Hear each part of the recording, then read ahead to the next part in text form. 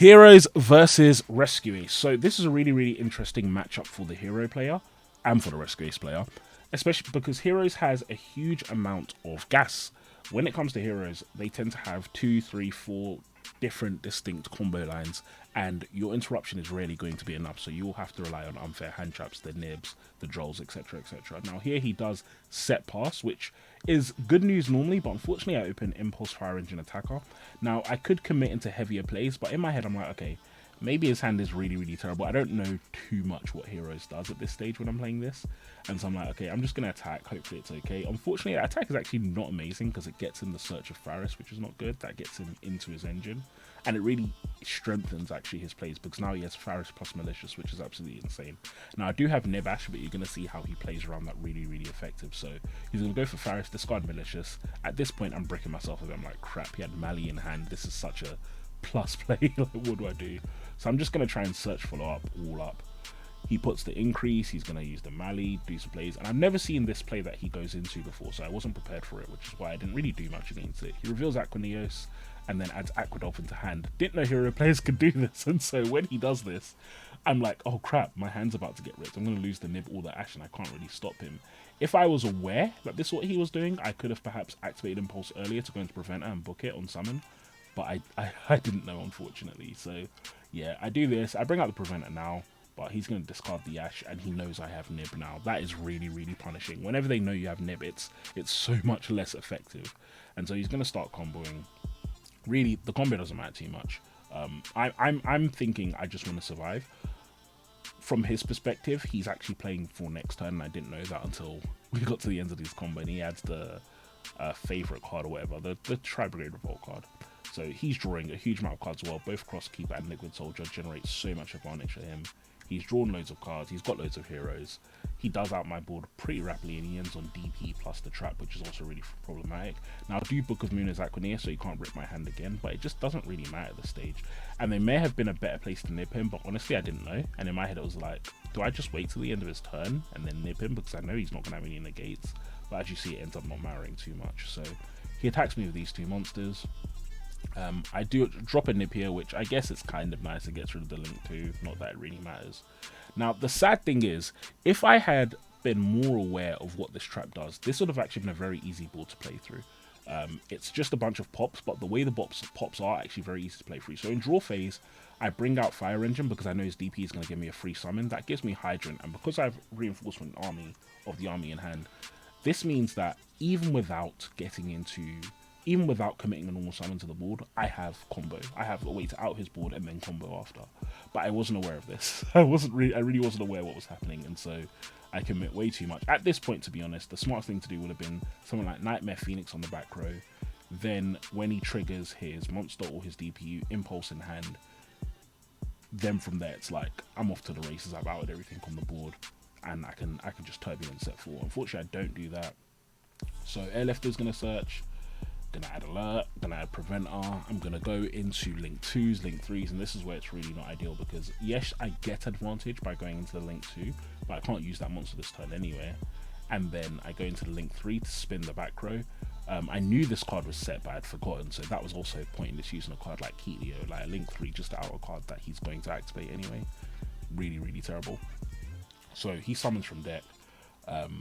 Destroys 3 cards I control, which is absolutely huge. Losing all those bodies and Rescue Ace is really, really painful.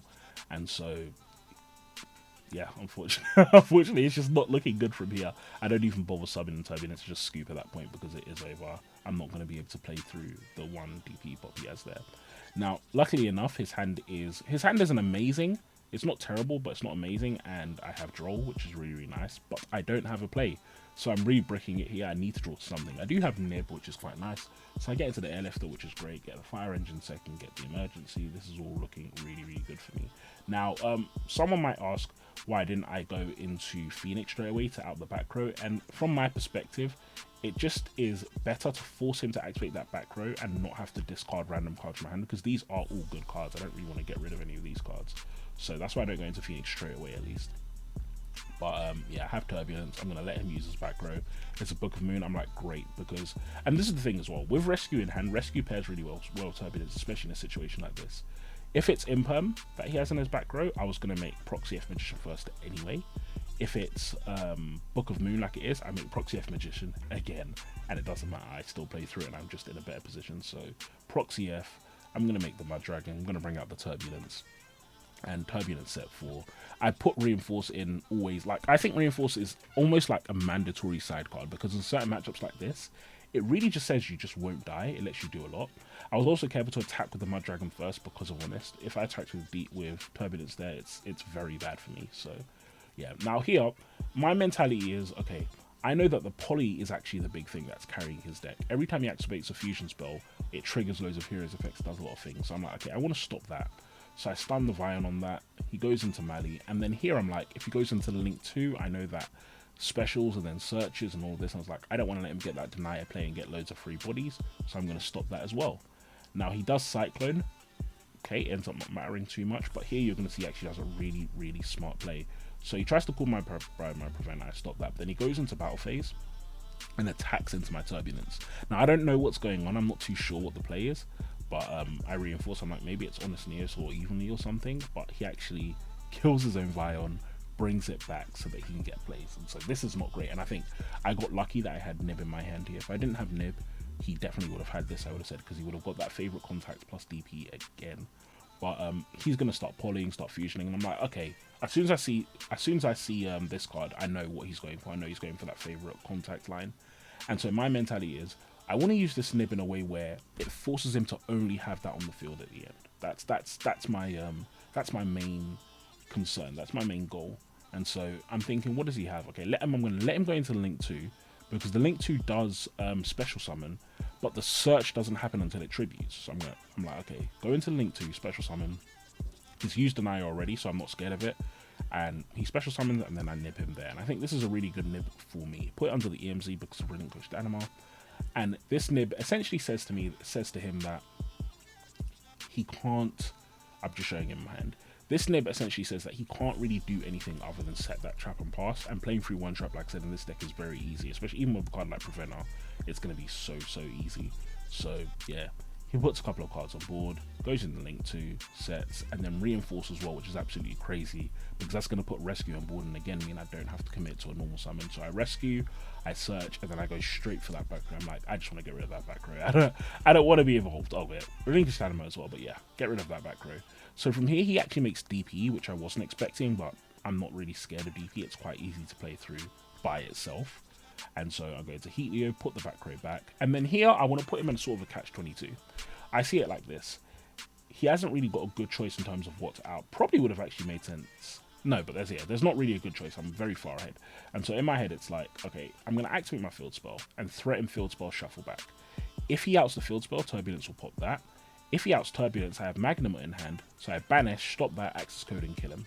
So in my head, it's like, just put him in that catch-22, make it very hard for him to actually win the game for me, or for me to lose the game. He goes for the field spell. And yeah, from there it's game. And then moving into game 3, I think unfortunately again I have Droll and he doesn't open amazing again. Like I said, this is not an easy matchup, and Droll is definitely a big thing that's carrying me, and that's how it's going to be in Rescue. Your side cards are going to be what carries you. So I Droll him. Now I'm going to go straight for the Jewel Swarm because my mentality is I want to out his back row as quickly as possible before going into combo. And also, the nice thing about Jewel Swarm is that it is just a body that does multiple things. So I can like Jewel Swarm, link off, and send a body at the same time, which is just very nice. So I'm going to go into Emergency. Emergency is going to special summon something. I don't know. Or actually, yeah, I think I dumped Hydrant just so that I could special banish it with Preventer. And then from here, I'm going to prevent a summon. Now, the nice thing here as well is because my Prosp added Cyclone, I know I can out both of his back rows before he plays. I'm also fairly confident he's not playing hand traps. I haven't really seen hand traps in all of the games, which means that I can play, in my head, I can play quite greedily. So I'm going to go into Phoenix, Chain Link 1, Chain Link 2. He imperms that, but it means absolutely nothing. And then from here, it's pretty much a wrap. I can just go for Turbulence set 4. He has no real way of kind of getting back into the game at this stage as well, which is quite difficult. I've added follow-up as well. And so you're going to see really quickly, I set 4, attack into his monster, he's going to draw just to check his next draw, and that's going to be a GG. So yeah, guys, Rescue Ace versus Heroes, very hard matchup. He was very well played by him. But yeah, this is how you beat Heroes with Rescue Ace.